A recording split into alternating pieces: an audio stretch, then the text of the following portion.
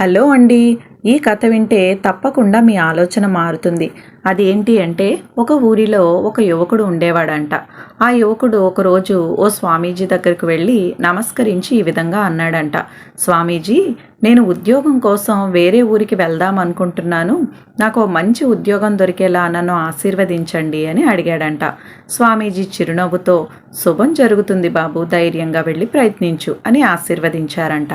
కొన్ని రోజుల తర్వాత అదే యువకుడు మళ్ళీ ఆ ఊరిలోనే కనిపించాడంట.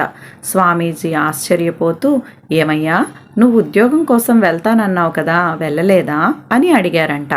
అప్పుడు ఆ యువకుడు, స్వామీజీ, నేను వెళ్ళాను కానీ మార్గం మధ్యలో అలసిపోయి ఓ చెట్టు కింద కూర్చున్నాను.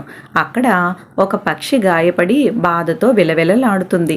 అది ఆహారం ఎలా సంపాదించుకుంటుందో అని అనుకుంటూ దానివైపే చూస్తున్నాను. ఇంతలో ఇంకో పక్షి వచ్చి దానికి ఆహారం పెట్టింది.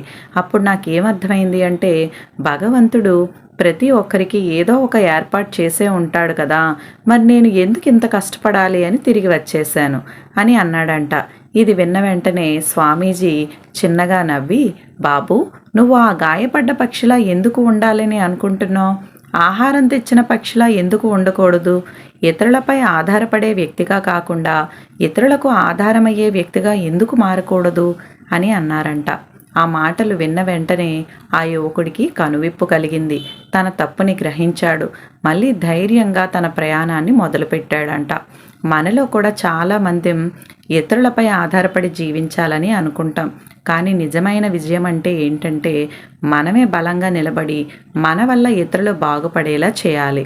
ఓకే, మీకు ఈ కథ నచ్చితే లైక్ చేయండి, షేర్ చేయండి. ఇంకా ఇలాంటి మంచి కథల కోసం మా ఛానల్ని సబ్స్క్రైబ్ చేయండి.